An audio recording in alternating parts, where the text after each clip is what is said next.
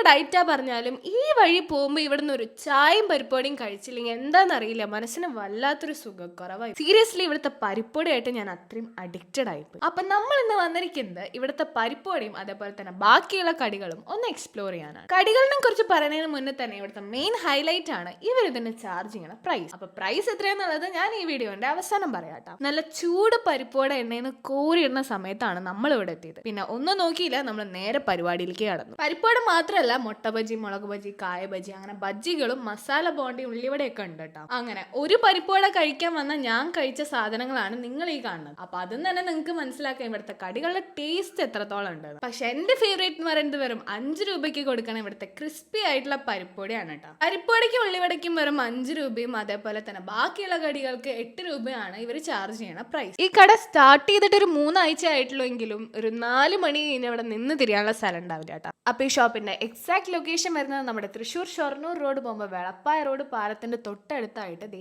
ഈ ഹോട്ടലിന്റെ ഓപ്പോസിറ്റ് ആയിട്ടാണ് വരുന്നത്. ഇതുപോലത്തെ വേറെ നല്ല കിഡിലൻ സ്പോട്ടുകൾ ഉണ്ടെങ്കിൽ ഈ വീഡിയോന്റെ താഴെ മെൻഷൻ ചെയ്യാട്ടോ. അങ്ങനെ ചായയുടെയും പരിപാടിയൊക്കെ കഴിഞ്ഞ് നമ്മൾ ഇറങ്ങി. അപ്പൊ അത്രേ ഉള്ളൂ ഇന്നത്തെ വീഡിയോ. Tata bye bye.